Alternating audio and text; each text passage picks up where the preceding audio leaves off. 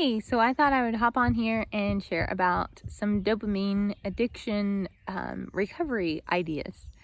I have not been exactly like completely addicted, but I'm sure it probably is. I haven't done studies to um, clinically prove that I was addicted. But the phone and the cell phone is so addicting that I have had issues to where it holds me against my job, which is being a mom of four, to be on the phone all day, and I look up 4 hours later and everybody's angry at each other and the house is terrible, etc. So anyway, as a stay-at-home mom, I think we fall into the trap really easy that we're just making sure nobody's messaging us, texting us, calling us, leaving us messages, XYZ. And we hop on the social media apps to check in on our friends or whatever.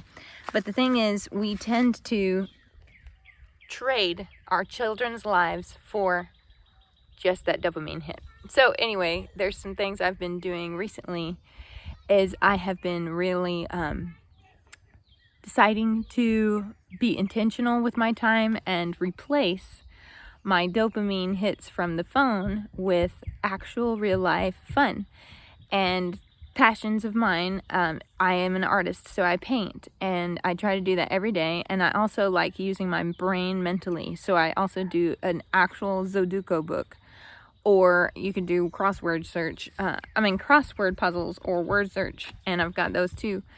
But find which one is your favorite, and it uses your brain and not the app.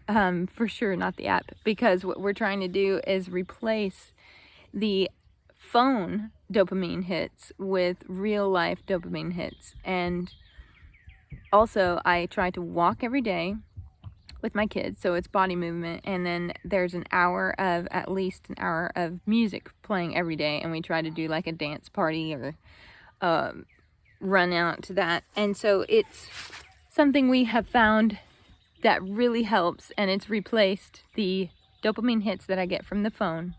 And I am a much calmer person. I have more control of my day. The phone is not in control of me. It is not running my life. And I think that's the society we live in right now, is we have a machine of electronics, AI.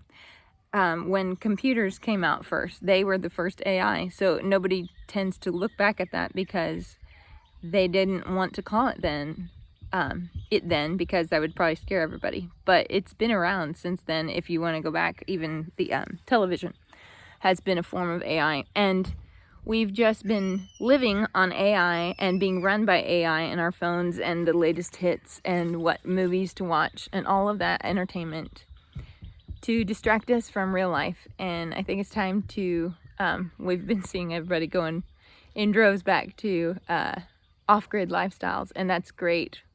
But we also need to realize that day in, day out, the phone is still attractive, and it's still very easy, and it's still very powerful when it comes to its addicting abilities. So hope this helps. I was just trying to share real quick that I just have realized that everything is in our control of how we respond or don't respond or use or don't use different items. Same with weaponry when it first came out. I think that's kind of the phones.